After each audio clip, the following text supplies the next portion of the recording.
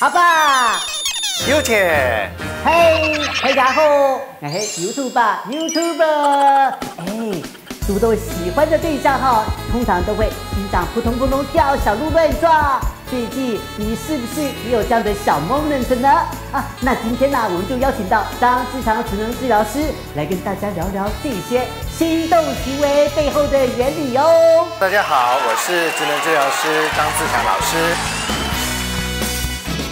再加上一些新的玩法，心动指数测验表。看看谁在讲解或是示范当中最先心动呢？你要让我心动，可能要努力一点哦。你说，如果有人一直逗你笑，这是不是可以让人心动的一种方法呢？有可能。苹果跟巧克力比赛巧克力赢了，会变成什么呢？会变什么啊？会变成巧克力棒。巧克力棒。巧克力棒。不是老师笑了吗？为什么是我觉得心跳加速嘞？像刚刚懂你的瞬间，就是一种增加好感的方式哦。看完 VCR， 我们再来讲解。好，请看 VCR。心动指数大排行，街头实访实测，哪种状况最让人心动呢？第4名，替你解决难题。回不了家的时候，特地带我坐公车，然后回家。我不能接受婆媳问题。我的老婆跟我妈妈是可以和平相处。对方好成熟然后会替我解决问题。第3名，发现对方拥有你所没有但崇拜的特质。他偶像崇拜到说，哦，那个谁超帅，互补的概念，有点崇拜的感觉。这个我知道，替我解决难题。如果有人可以让我的订阅数达到1万人，我一定爱死他了。其实就有点像我们的生活导师或是活字典。那当然呢，有的时候也像我们去教会跟牧师告解一样。可是这样的一个情形会像维持师生的关系。如果要进一步发展为爱情，那可能要再继续努力哦。第3名，对方所有我没有的，那其实这是一个互补的概念。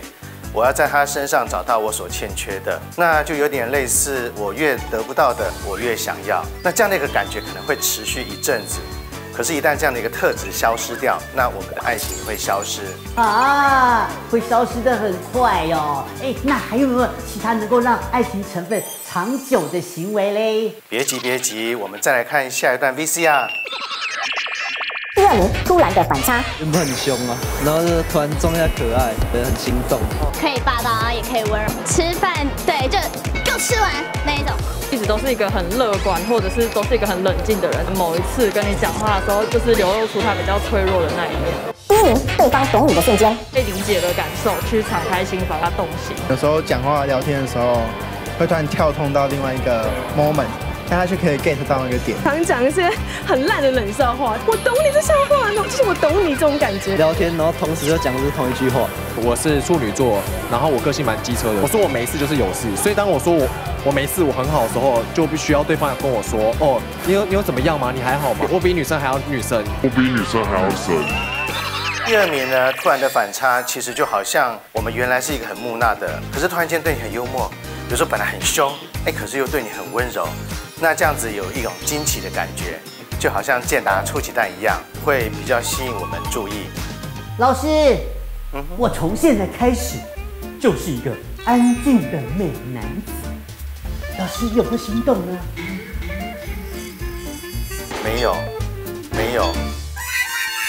我们再来看最后一个，第1名，对方懂你的瞬间。有土伯，你发现刚刚我有听懂你的笑话吗？有。所以这样子听懂你的笑话的瞬间，这是最棒的，因为我们有相同的频率，我们也不用说太多的一个时间去解释。可是呢，要找到这样的一个伙伴是可遇不可求的，而且要懂得珍惜，这样的一个感觉才能长长久久。哦，对了，你刚刚说你有一个频道，我来找找看，有土伯频道，来。按赞、订阅、加分享，好了。老师帮我按赞了。老师，我觉得我们好像可以。我不可以，我要走了。这样的老师也好帅啊！老师，等等我。